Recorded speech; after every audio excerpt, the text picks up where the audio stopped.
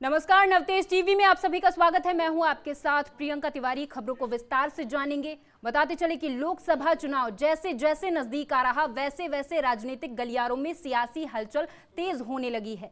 हर कोई चुनाव में बम्पर जीत दर्ज करने के इरादे से जुटा हुआ है। इसी कड़ी में बीजेपी 400 पार के दावे को सिद्ध करने के लिए कमर कस चुकी है। बीती देर रात 11 बजे शुरू हुई सीईसी की बैठक लगभग 3:15 बजे तक चली। 4 घंटों तक चली इस बैठक में कई अहम मुद्दों पर मंथन किया गया और अब किसी भी वक्त बीजेपी के उम्मीदवारों की पहली सूची जारी हो सकती है। इस सूची में कई बड़े नामों का ऐलान होने की उम्मीद है। ग्राफिक्स से समझेंगे कि किस उम्मीदवार को कहां से टिकट मिल सकता है। नरेंद्र मोदी को वाराणसी से टिकट मिल सकता है। वहीं अमित शाह, गृह मंत्री अमित शाह को गांधीनगर से टिकट दिया जा सकता है। दावेदारी में राजनाथ सिंह लखनऊ से अपनी दावेदारी पेश कर सकते हैं। स्मृति ईरानी अमेठी से अपनी दावेदारी पेश कर सकती हैं। वहीं धर्मेंद्र प्रधान संबलपुर उड़ीसा से अपनी दावेदारी पेश कर सकते हैं। ज्योतिरादित्य सिंधिया ग्वालियर से दावेदारी पेश कर सकते हैं। लोकसभा चुनाव के लिए सभी के ऐलान अब सामने आ रहे हैं। शिवराज सिंह चौहान भोपाल के विदिशा से दावेदारी पेश कर सकते हैं। संबित पात्रा पुरी से दावेदारी पेश कर सकते हैं।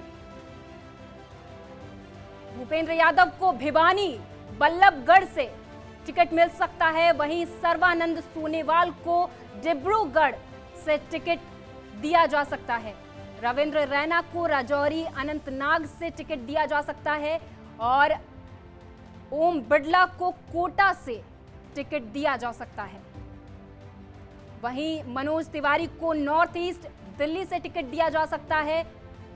बताते चले कि लोकसभा चुनाव के लिए नामों का ऐलान संभव हो सकता है। परवेश वर्मा को टिकट दिया जा सकता है। एक्टर पवन सिंह को आसनसोल से टिकट दिया जा सकता है।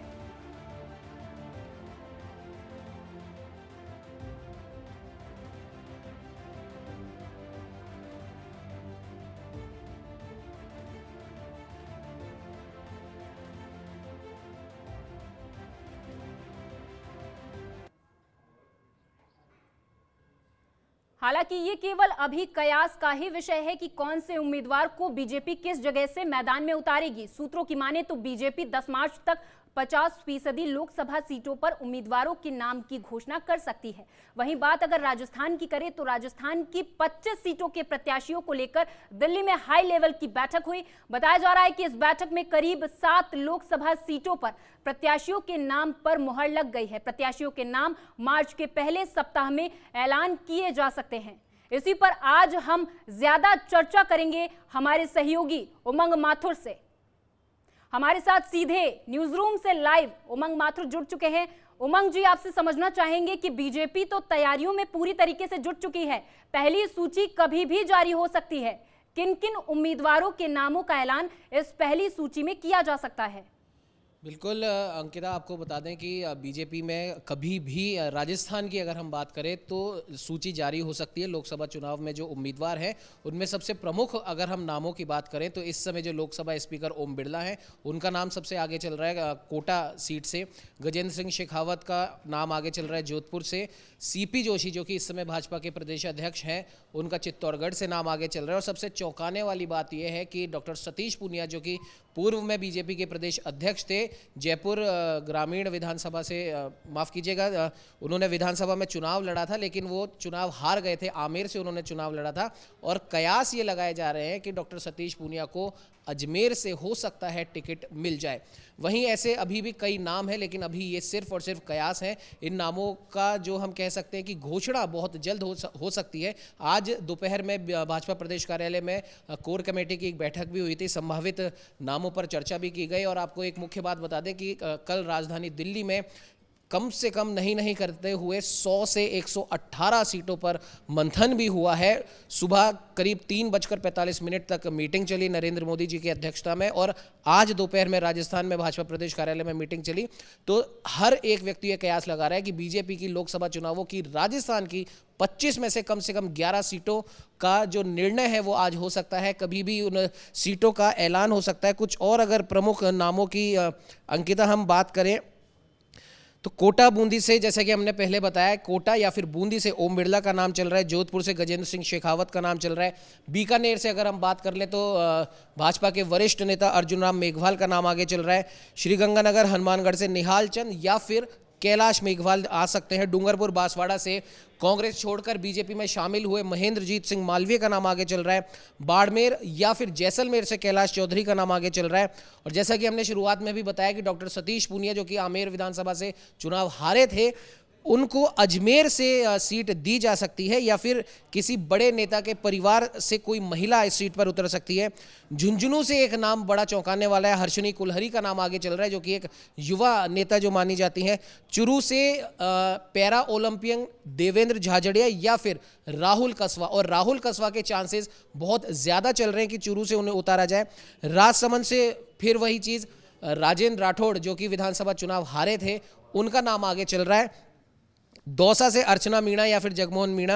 जयपुर ग्रामीण से कई नाम है, राखी राठौड़ है, राव राजेंद्र सिंह है, और एक और चौंकाने वाला नाम है, इस समय भाजपा में प्रदेश उपाध्यक्ष हैं श्रवण कुमार बगड़ी। इनका नाम जयपुर ग्रामीण से आगे चल रहा है। नागौर से कांग्रेस छोड़कर बीजेपी में शामिल हुई ज्योति मिर्धा का नाम आगे चल रहा है। हालांकि एक नाम और है, CR चौधरी का भी नाम आगे चल रहा है। टोंक सवाई माधोपुर से जयपुर की इस समय की ग्रेटर नगर निगम की मेयर सौम्या गुर्जर या फिर बीजेपी की हम कह सकते हैं दिग्गज नेता अलका गुर्जर का नाम आगे चल रहा है। हालांकि ये कयास है, बहुत जल्द इन नामों का फैसला हो सकता है, लेकिन बीजेपी प्रदेश कार्यालय में इस समय गहमा गहमी का दौर देखा जा सकता है। हर कोई भाजपा प्रदेश कार्यालय में आ रहा है और बड़े बड़े जो नेता हैं जो संभावित नामों को फाइनल करते हैं, उनसे मीटिंगों का दौर लगातार जारी है। उमंग जी, आपसे ये भी समझना चाहेंगे कि 4 घंटे तक चले इस बैठक में क्या कुछ और सामने आया है, क्योंकि राजस्थान में भी कहीं ना कहीं बीजेपी अपनी पैठ बनाने की कोशिश कर रही है, तो किन नए चेहरों का ऐलान बीजेपी कर सकती है?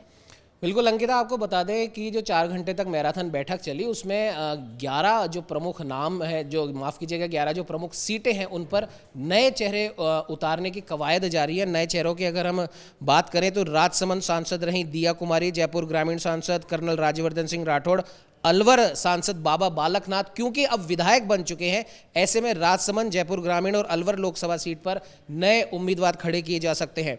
इसके अलावा की अगर हम बात कर ले तो 3 जो सांसद हैं वो विधानसभा का चुनाव हार गए हैं, तो उन सीटों पर भी नए उम्मीदवार आ सकते हैं। जालोर सिरोही से देवजी पटेल हारे थे, अजमेर से भागीरथ चौधरी हारे थे, झुंझुनू से नरेंद्र कुमार खींचड़ हारे थे, उनको फिर से लोकसभा का टिकट मिलने पर अभी संशय बना हुआ है। साथ ही उदयपुर से अर्जुन लाल मीणा, भरतपुर से रंजीता कोहली, बांसवाड़ा डूंगरपुर से कनकमल कटारा, दौसा से सांसद जसकौर मीणा, टोंक सवाई माधोपुर से सुखबीर सिंह जौनापुरिया का नाम आगे चल रहा है। लेकिन यहाँ पर एक सुधार हम करेंगे, भरतपुर से हो सकता है कि पूर्व लोकसभा सांसद रामस्वरूप कोहली को एक बार फिर से टिकट मिल जाए। और अगर हम राजनीतिक विशेषज्ञों की माने तो बीजेपी प्रदेश अध्यक्ष, जैसा कि हमने शुरुआत में बताया, सीपी जोशी को चित्तौड़गढ़ से टिकट मिल सकता है। पूर्व मुख्यमंत्री वसुंधरा राजे जो कि विधानसभा चुनावों में कयास लगाए जा रहे थे कि इनको फिर से मुख्यमंत्री बनाया जा सकता है, लेकिन उन्हें मुख्यमंत्री नहीं बनाया गया और मंच से कई मर्तबा उन्होंने ये भी ऐलान किया कि आप लोगों ने अपनी झालावाड़ की जनता से कि आप लोगों ने इतने साल तक मेरे को मौका दिया, मैं आपकी आभारी हूं, लेकिन अब आप मेरे बेटे को वही प्यार और आशीर्वाद दें। उनकी इस बात से लग सकता है कि उनके पुत्र दुष्यंत सिंह को झालावाड़ से टिकट दिया जा सकता है। उमंग जी, ये भी समझना चाहेंगे कि चुनाव में ये जो घमासान छिड़ा हुआ है उसमें अभी कितनी टक्कर देखने को मिल सकती है, क्योंकि बीजेपी का कितना उत्साह है ये तो बताने की जरूरत नहीं है, क्योंकि प्रधानमंत्री नरेंद्र मोदी लगातार दौरे पे दौरे कर रहे हैं, लेकिन वहीं पर कांग्रेस को देखा जाए तो धरातल में कांग्रेस कहीं दिखाई नहीं दे रही। बिल्कुल अंकिता, कहीं ना कहीं ये बात सच हो सकती है, लेकिन अगर आज के हम बात करें, विशेष तौर पर आज पूर्व मुख्यमंत्री अशोक गहलोत अपने नए बंगले में शिफ्ट हुए हैं और कहा जा सकता है कि आज सिर्फ अगर पूर्व मुख्यमंत्री अशोक गहलोत की बात करें तो कांग्रेस ने अपने चुनावी तैयारी की रणभेरी आज बजा दी है। क्योंकि आज जिस प्रकार से पूर्व मुख्यमंत्री अशोक गहलोत ने बीजेपी के ऊपर एक से बढ़कर एक तीखे तीखे प्रहार करे हैं, वो कहीं ना कहीं इसी और दर्शाता है कि पूरी संपूर्ण राजस्थान कांग्रेस की अगर हम बात ना भी करें तो अशोक गहलोत राजनीति का वो दिग्गज चेहरा है जो 3 बार मुख्यमंत्री पद लेने में सफल हो चुके हैं। और अभी भी कहीं ना कहीं राजस्थान की राजनीति की अगर बात करें तो अशोक गहलोत को बिल्कुल भी नजरअंदाज नहीं किया जा सकता। और आज की तमाम पत्रकारों की मीटिंग जो पूर्व मुख्यमंत्री अशोक गहलोत ने बुलाई, उससे ये कहीं ना कहीं सिद्ध भी हो गया। अंकिता, बिल्कुल, धन्यवाद उमंग जी इस तमाम चर्चा के लिए। आप हमारे साथ जुड़े और तमाम जानकारी आपने हमारे दर्शकों के साथ साझा की। लोकसभा चुनाव ने सियासी पारा बढ़ा दिया है और लोकसभा चुनाव के लिए सभी पार्टियां जद्दोजहद कर रही हैं और 400 पार के दावे को सिद्ध करने में बीजेपी जुट गई है। वहीं पर दिल्ली में सीईसी की बैठक में घंटों तक बीजेपी ने मंथन किया। 4 घंटे तक चली इस बैठक में। हालांकि ये दावा किया जा रहा है कि पहली सूची के नामों का जल्द ऐलान हो सकता है। कई सांसदों के टिकट भी काटे जा सकते हैं। सूत्रों के मुताबिक से यह खबर सामने आ रही है। लोकसभा चुनाव ने सियासी पारा बढ़ा दिया है। प्रधानमंत्री नरेंद्र मोदी आज पश्चिम बंगाल के दौरे पर हैं और लगातार दौरे पर दौरे प्रधानमंत्री नरेंद्र मोदी कर रहे हैं। बीजेपी की तैयारी तो पूरे तरीके से साफ है, लेकिन कांग्रेस धरातल पर कहां है ये कुछ दिखाई नहीं दे रहा, क्योंकि अभी कांग्रेस ने भारत जोड़ो न्याय यात्रा पर फोकस किया हुआ है और सभी इसी पर अपना दांव भी लगा रहे हैं कि शायद भारत जोड़ो न्याय यात्रा से वो जनता के बीच जा सकेंगे और जनता को लुभा भी सकेंगे।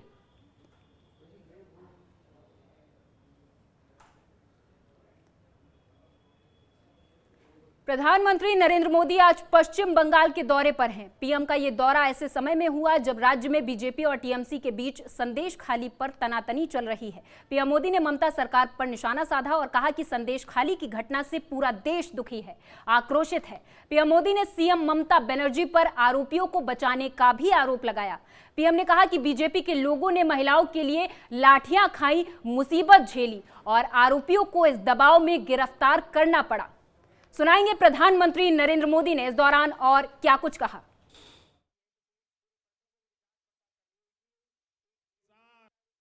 संदेश खाली की बहनों के साथ जो किया है वो देखकर पूरा देश दुखी है, आक्रोशित है। और मैं कह सकता हूं कि राजा राम मोहन राय की आत्मा आज जहां भी होगी, इन लोगों के इन कारनामों के लेकर के अत्यंत दुखी हुई होगी, क्योंकि इन्होंने संदेश खाली में जो किया, राजा राम मोहन राय, उनकी आत्मा आज रोती होगी। टीएमसी के नेता ने संदेश खाली में बहनों बेटियों के साथ दुस्साहस की सारी हदें पार कर दी। जब संदेश खाली की बहनों ने अपनी आवाज बुलंद की, ममता दीदी से मदद मांगी, उन्हें बदले में क्या मिला? मुख्यमंत्री दीदी ने, बंगाल सरकार ने टीएमसी के नेता को बचाने के लिए जो भी कर सकते थे पूरी शक्ति लगा दी। बीजेपी के दबाव में इन सारे नेताओं ने रात दिन लड़ाई लड़ी। सुखदेव सिंह गोगामेड़ी हत्याकांड में गोलियों की गूंज आज भी गूंज रही जब हमलावरों ने घर में घुसकर श्री राजपूत करणी सेना के राष्ट्रीय अध्यक्ष सुखदेव सिंह गोगामेड़ी की हत्या कर दी थी। आपको बता दें कि इस जघन्य हत्याकांड के बाद न सिर्फ राजपूत समाज बल्कि सर्व समाज के लोगों ने उन्हें और उनके परिवार को न्याय दिलाने के लिए मेट्रो मास हॉस्पिटल के सामने धरना दिया था, जिसे सरकार के आश्वासन के बाद समाप्त भी कर दिया गया था। लेकिन करीब 3 महीने के बाद भी सरकार ने जो आश्वासन दिया वो पूरा नहीं किया गया। इसी को देखते हुए अब सुखदेव सिंह गोगामेड़ी के परिवारजनों और सर्व समाज के लोगों ने एक आवाज में सरकार को आगामी 3 मार्च 2024 तक 11 सूत्रीय मांगे मानने का अल्टीमेटम दे दिया है। परिजनों का कहना है कि अगर उनकी मांगे नहीं मानी गई तो गोगामेड़ी गांव से सीएम आवास तक एक विशाल रैली निकाली जाएगी, जिसमें सर्व समाज के तमाम लोग शामिल रहेंगे।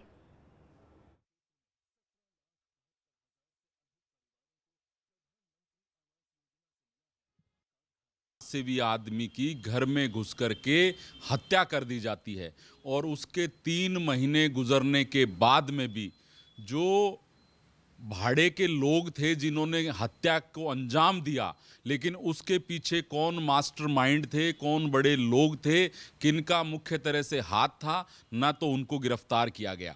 जो हमारी संघर्ष समिति के लोग, सर्व समाज के लोग 3-4 दिन तक सड़क पे बैठे रहे दिन रात, और उसके बाद में सरकार के नुमाइंदे हमारे बीच में आए और जो हमारी 11 सूत्रीय मांगे थी उन सब को जल्द से जल्द पूरी करवाने का हमें आश्वासन दिया और हमने उन पे भरोसा करते हुए उस धरने को समाप्त कर दिया। लेकिन आज 3 महीने होने के बावजूद भी ना तो सुखदेव सिंह जी के परिवार को कोई नौकरी देने की बात थी वो नौकरी दी गई, ना जो आर्थिक सहायता देनी थी वो दी गई, और सुखदेव सिंह जी के परिवार को नहीं, उनके साथ में एक अजीत सिंह जी राजावत की हत्या हुई, जो उनके गनमैन थे वो घायल हुए, और जिनसे स्कूटी छीनी गई थी, राह चलते लोग थे वो भी उसमें घायल हुए, उनको भी सरकार ने अभी तक कुछ भी नहीं दिया है। हम सरकार से निवेदन करते हैं कि कहीं ऐसा कोई काम न हो जिसकी वजह से सरकार के गले पड़ जाए, और यह जो आंदोलन की रूपरेखा शीला शेखावत जी ने जो तैयार की है और हमारे भाई अजीत सिंह जी मामडोली व तमाम संगठनों के माध्यम से व 36 कौम के माध्यम से जो आंदोलन होगा उसको सरकार रोके और जो हमारी 11 सूत्री मांगे थी उनको अतिशीघ्र पूरी करे। सनातन भारत संघ का राष्ट्रीय अध्यक्ष होने के नाते मैं सभी सनातनियों से अपील कर रहा हूं कि 3 मार्च को ज़्यादा से ज़्यादा गोगामेड़ी पहुंचे और शीला शेखावत को पूरा का पूरा अपना समर्थन दे, और मैं अपना समर्थन शीला शेखावत को देता हूं और अजीत सिंह जी मामडोली और इन सब के पूरी टीम को धन्यवाद देता हूं। चाहूँगा कि ये जो भी वहाँ से जो पदयात्रा रवाना होने की बात है 3 तारीख को, सरकार कल को ये सोचे कि ये चुनाव माहौल में कोई मतलब गड़बड़ कर रहे हैं या ये किसी दूसरी पार्टी के बहकावे में है, ऐसा नहीं है। हम सनातनी हैं, हम कुछ भी ऐसा नहीं करना चाहते कि जिससे माहौल ख़राब हो। पिछली सरकार ने जो आश्वासन दिए वो अभी तक पूरे नहीं हुए हैं। देखिए, जिस तरीके से राजस्थान का जघन्य हत्याकांड सुखदेव सिंह गोगामेड़ी जी का कुछ दिनों पहले हुआ, और जिस तरीके से सरकार के नुमाइंदों ने समाज, सर्व समाज और सभी लोगों के बीच में आकर के जिस तरीके से कमिटमेंट किए, और उसके बाद में सरकार की विफलता को देखते हुए जितने भी उनके कमिटमेंट्स थे वो सारे फेल हुए, और अल्टीमेटली ये हुआ कि सुखदेव सिंह जी की वाइफ को दोबारा से अपने परिवार और सरकार के बीच हुए समझौते कि न्याय के बीच में दोबारा से गुहार लगानी पड़ रही है। ऐसा क्यों हो रहा है, ये राजस्थान की जनता सब देख रही है। ऐसा नहीं होना चाहिए कि आपने किसी परिवार के साथ में कोई कमिटमेंट किया है और 80 दिन बाद में भी आप उस कमिटमेंट को पूरा नहीं कर पा रहे हो। मैं और मेरा पूरा समाज आज राष्ट्रीय राजपूत करणी सेना के साथ 3 तारीख को उस आंदोलन में आएंगे और पूरे जोर शोर से सरकार को चेतावनी है कि अगर हमारे भाई सुखदेव सिंह के लिए मांगे पूरी नहीं हुई तो हम जयपुर में सीएम हाउस तक, गोगामेड़ी से सीएम हाउस तक आएंगे और सीएम हाउस पे जब मांगे पूरी होगी जब ही हटेंगे। निवेदन है 3 मार्च को जो आंदोलन होने जा रहा है उसका सबसे पहले तो मैं समर्थन करती हूँ और सर्व समाज के साथ साथ संत समाज भी साथ में है और सभी से सरकार से निवेदन करना चाहती हूँ कि जो 11 मांगे थी उसमें से सिर्फ 2 ही मांग उन्होंने पूरी की है और सरकार से निवेदन है कि 3 मार्च से पहले जो बची हुई मांगे हैं उन्हें पूरा। लोकसभा चुनाव में अब महज कुछ ही महीने शेष बचे हुए हैं। कांग्रेस जहां एक तरफ अपनी खोई हुई जमीन तलाशने में जुटी हुई है, हालांकि बीजेपी ने तो अपनी ठोस तैयारियां पूरी कर ली हैं। लेकिन अब देखना यह होगा कि कांग्रेस किस चुनाव जाल में फंस गई है। उस सभी मुद्दे पर आज चर्चा करेंगे।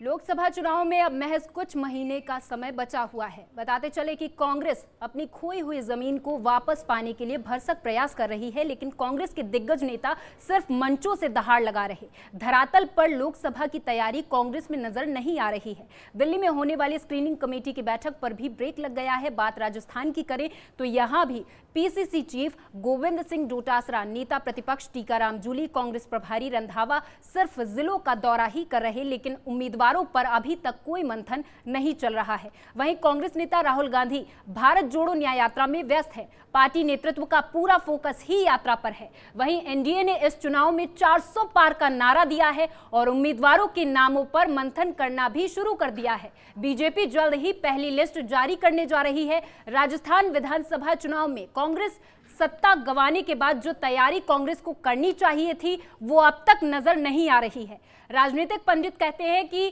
कांग्रेस बीजेपी से 10 कदम पीछे चल रही है, लेकिन पूर्व मुख्यमंत्री अशोक गहलोत अभी भी ये कह रहे हैं कि जादू तो कांग्रेस का ही चलेगा।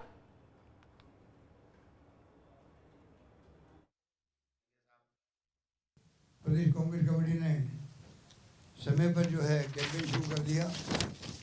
जी और हमारे रंधावा जा रहे हैं सब जगह, करीब 10 जगह जाकर आ चुके हैं। बड़ा अच्छा उनका इम्पैक्ट है, लोगों में उत्साह है। और सबसे बड़ी बात है, सरकार नहीं बनी है पर कोई भी गांव के अंदर अब जाएंगे तो हमारे कार्यकर्ताओं में उत्साह है। अभी भी डिमोटिवेट नहीं हुआ है, वो हमारी बहुत बड़ी पूंजी है। वो जानता है कि हमारी हार भी जीत के बराबर ही है। जिस प्रकार से गवर्नमेंट जाती है तो निश्चित तौर से परसेंटेज कम होती है। पहली बार हुआ है कि हारने के बावजूद भी 0.5% परसेंटेज बढ़ी, करीब 16 लाख वोट ज़्यादा आए और 2% का फर्क रहा है। नेतृत्व तो हमारे प्रदेश कांग्रेस अध्यक्ष डोटासरा जी का और मिस्टर टीकाराम जूली का है। ये तो प्रतिपक्ष हैं, प्रदेश कांग्रेस अध्यक्ष हैं। हम लोग जो भी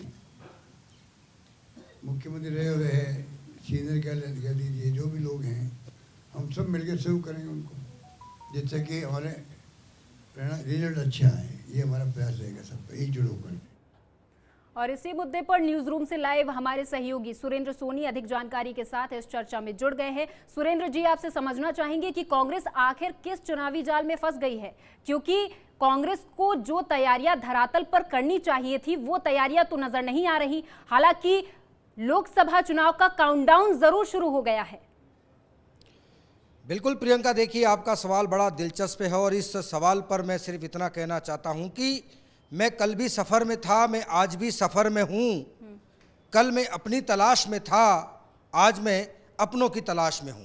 अब देखिए चुनाव का काउंटडाउन शुरू हो चुका है। अब तक कांग्रेस को जो रणनीति धरातल पर बना करके लागू करनी थी, लोगों तक पहुंचानी थी, कार्यकर्ताओं तक पहुंचानी थी, पदाधिकारियों तक पहुंचानी थी, लेकिन अब तक कांग्रेस जो है वो ठोस रणनीति धरातल पर लागू नहीं कर पाई है। अब इसके कई सारे ऐसे फैक्टर हैं। अब आप देखिए कि दिल्ली से लेकर के राजस्थान और राजस्थान के अलावा बाकी अन्य स्टेटों में भी कहीं ना कहीं उपापों की स्थिति बनती हुई नजर आ रही है। और लेकिन हम खास करके बात करेंगे राजस्थान की। देखिए राजस्थान में 25 सीटें हैं और 25 सीटों पर लगातार जीतने के लिए कांग्रेस अपनी जमीन तलाश रही है। लेकिन अब कांग्रेस जो है वो कहीं ना कहीं इस लोकसभा के मझधार में क्यों उलझ रही है, इसके भी कई सियासी मायने निकाले जा रहे हैं। लेकिन देखिए कि आप अब तक कांग्रेस के जो तमाम बड़े दिग्गज नेता हैं, चाहे अगर मैं बात कर लूँ रघु शर्मा की बात कर लूँ, रफीक खान की बात कर लूँ, अमीन कागजी की बात कर लूँ, इसके अलावा महेश जोशी की बात कर लूँ, खुद अशोक गहलोत, सचिन पायलट की बात कर लूं, गोविंद सिंह डोटासरा, देखिए अभी कांग्रेस में कुल मिलाकर के सिर्फ और सिर्फ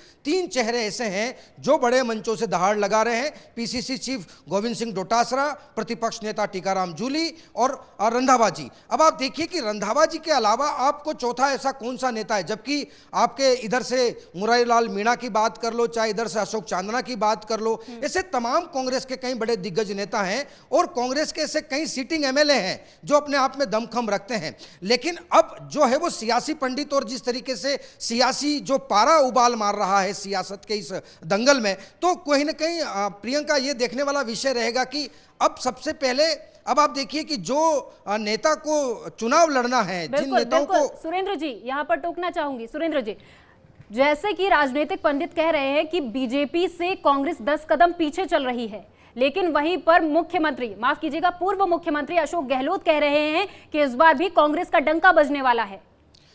देखिए, सियासत का जादूगर कहे जाने वाले अशोक गहलोत, उनको किसी बयान पर जो है वो उनके बयान को नेगलेक्ट नहीं किया जा सकता, उनके बयानों को नज़रअंदाज नहीं किया जा सकता, क्योंकि अशोक गहलोत के पास वो तिलस्मी अभी भी चीज़ें हैं, वो कभी भी बाजी पलट सकते हैं। इसीलिए उनको सियासत का जादूगर कहा जाता है और राजनीति का सबसे धुरंधर, ऐसा बड़ा मास्टर ब्लास्टर बल्लेबाज कांग्रेस के कहे जाते हैं, क्योंकि आला कमान की निगाहें अशोक गहलोत पर होती है। चाहे वो किसी भी स्टेट का चुनाव हो, कभी भी पासा पलटने में अशोक गहलोत को माहिर माना जाता है। देखिए 25 सीटों के लिए नो डाउट आला कमान ने क्या रणनीति बनाई है ये अब तक किसी से सामने नहीं आई है, लेकिन अशोक गहलोत ने क्या रणनीति बनाई है वो धीरे धीरे अब अशोक गहलोत जो है वो राजस्थान की बिसात अब लगभग बिछा चुके हैं और उसके तहत उन्होंने ऐसी कई चीज़ें हैं जो उन्होंने अभी खुलकर नहीं कहा है मीडिया के सामने, लेकिन मुझे ऐसा लगता है कि बहुत जल्दी जो है वो अशोक गहलोत खुल करके भी आएंगे और अपनी रणनीति भी स्पष्ट करेंगे और निश्चित तौर पर 25 में से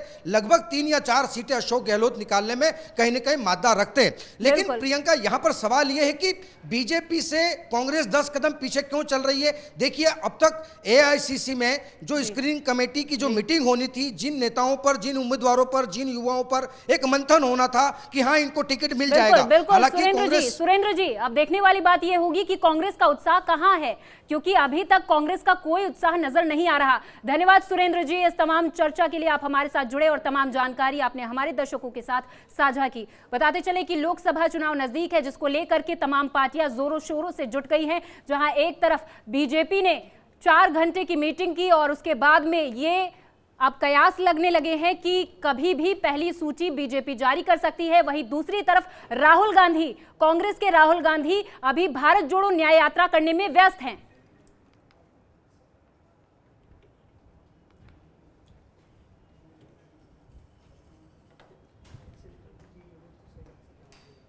और इसी के साथ इस खास पेशकश में मेरे साथ बस इतना ही। आप देखते रहें नवतेज टीवी। नमस्कार।